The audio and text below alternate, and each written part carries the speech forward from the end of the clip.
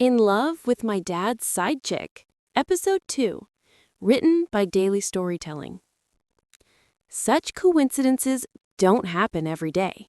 The man at the door walked into her living room, and his voice immediately struck me as familiar. He was her sponsor, or sugar dad, as some might call him. I was still hiding inside her wardrobe, feeling like a thief in someone else's house, but it was my girlfriend's house. We hadn't introduced each other to our families yet. Our relationship was still new, and I have been planning to take it to the next level before meeting my parents. But I loved her so much that my heart refused to stay calm.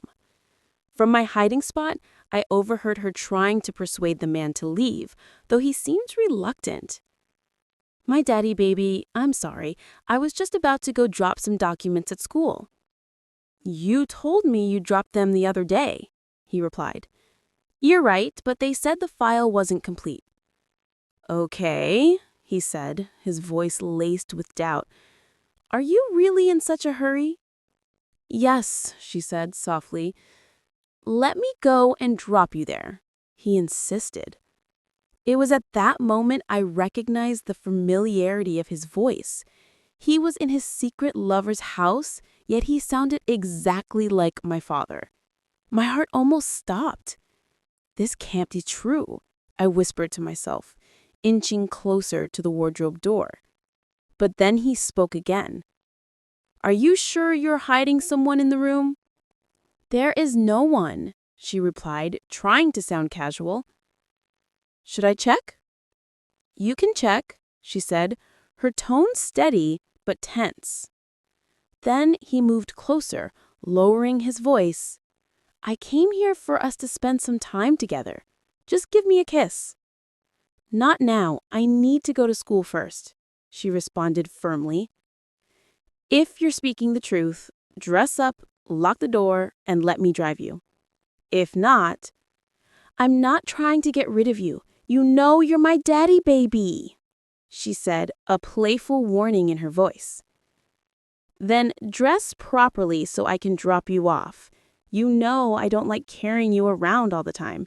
You know why," he added, his tone heavy with secrecy. "Because you're married and don't want your wife to ever find out about us?" she asked. "I like that you remember our agreement," he replied with a low chuckle. To get rid of the man who sounded exactly like my dad, she grabbed her keys and locked me inside the house. I stayed behind, feeling trapped, like a rat in a hole, wondering why she took so long. I decided to scroll through her pictures, hoping to find evidence of her and the man. I didn't see his face clearly, but his voice haunted me. It sounded exactly like my father. Was it just a coincidence, or was it truly him? I couldn't believe my dad would be involved with the woman so close in age to me. I'm his first son, and he was in his late 40s, almost 50. Still, doubt gnawed at me. I needed to know the truth. When Ganwar showed up later, I decided to confront her.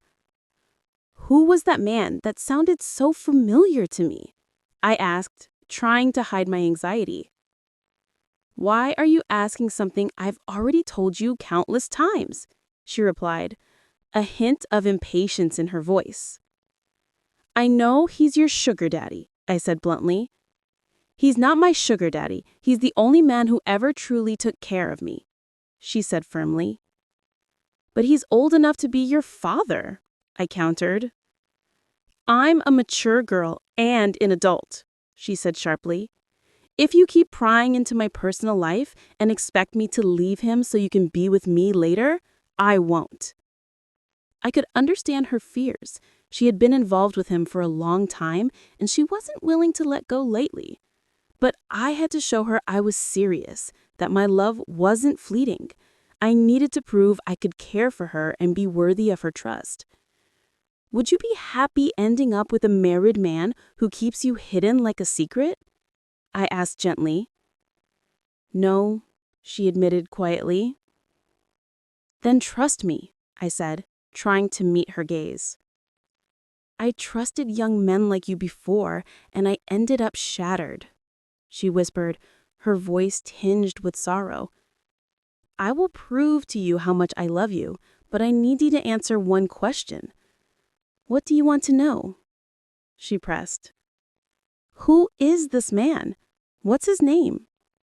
To be continued, subscribe, like, and comment.